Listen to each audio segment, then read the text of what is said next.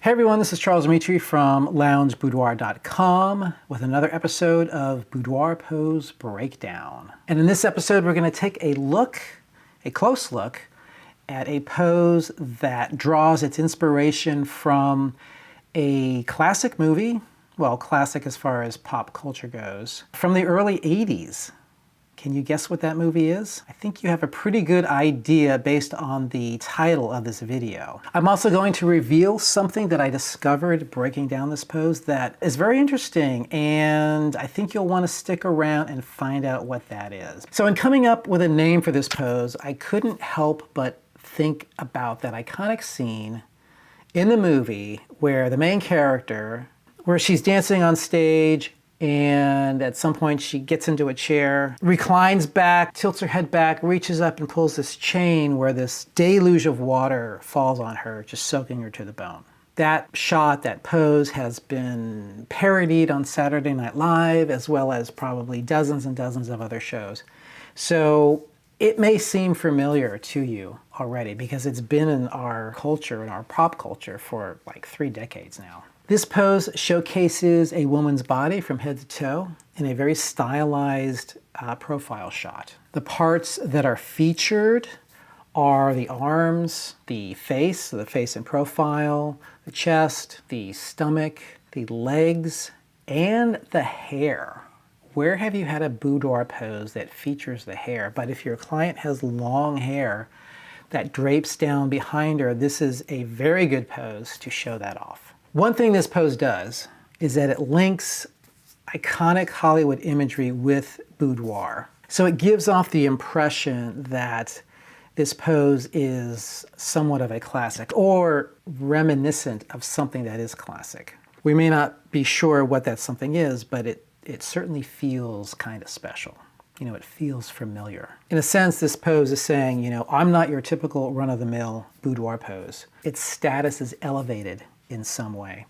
It's a bit regal, it's a bit majestic, kind of the way a ballet pose is.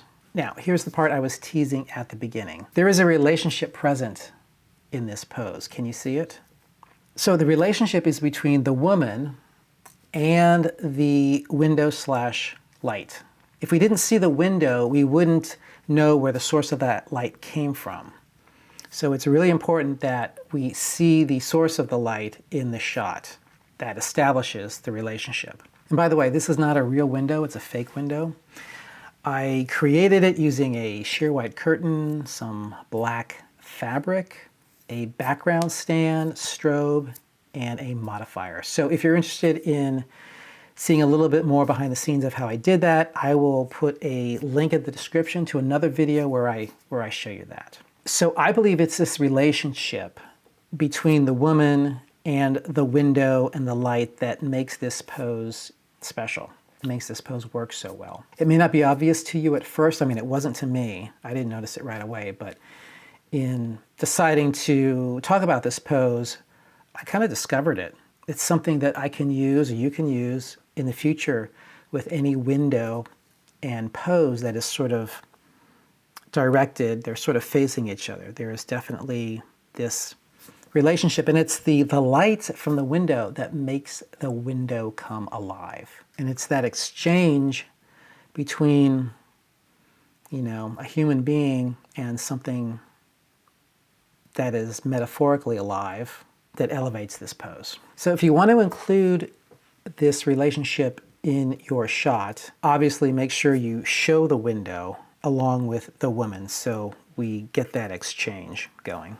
This is a very stylized boudoir pose with a lot of energy in the form of tension that's held in the arms, the legs, and the upper body. Now, as far as the head goes, you can play around with how far you want it tilted back, but the main objective here is to get that face in profile. You can have her tilt her head forward so it's level, kind of looking out the window with the eyes open. But with her head tilted back, you want her eyes closed.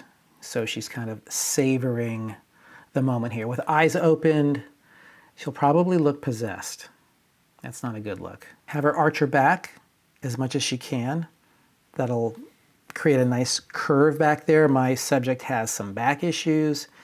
So we did the best we could with that. Arms are stiff and they hold a lot of energy, supporting that upper body in that plank position there. Here's a fun fact for you. My client here is double jointed. So when she first got into the pose, her elbows bent the opposite way they're supposed to bend. And it looked really freaky. It looked scary. So we had to work on getting those arms straight to make her look like a normal human being again. So be on the lookout for that if your client is double jointed. You'll see it right away. It's a little unsettling. So one leg is bent, one leg is straight. I wish I had done a variation where the front leg was straight and the back leg was bent, just so I could compare the two and decide which one I liked better.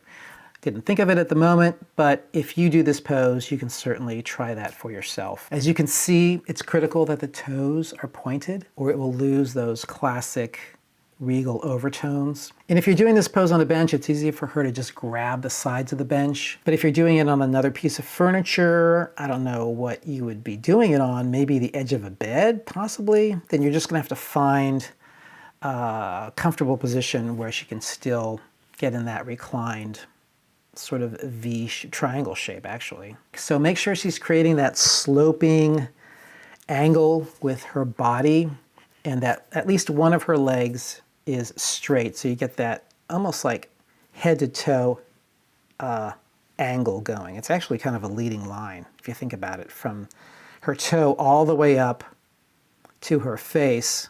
So that's why that front leg being straight would probably work better, because that leading line wouldn't be broken up with the bent leg in front of it, now that I think about it. So since this is a wide angle environmental type shot, I'd go with a 35 millimeter, or if you have a 24-70 zoom, you just need a lens wide enough to capture, the whole scene and of course the window and the subject in the frame of your shot. I don't have a preference here for wardrobe. Either a two-piece bra and bottom set or some kind of onesie will work just as well. If your subject is self-conscious about her midsection, you can certainly suggest a onesie, or, I always like a silk kimono or robe. Those are always very kind of flowing and they look good. I think this pose can look good with just about anything on, or nothing at all if you want to make it a party. The only two variations I would do with this pose, I kind of mentioned earlier, one would be with the legs, having the front one straight while the back one is bent, and then reversing that, and then also the head tilt, having it tilt back with the eyes closed and then leveled off, eyes open, looking out the window. So Flashdance bench pose is somewhat of an iconic looking pose because of its influence from the movie, but what makes this pose so special is really the relationship that it creates with the window. So thank you very much. I appreciate you watching. Like and subscribe if you like these videos, and I will catch you at a future point in the YouTube universe.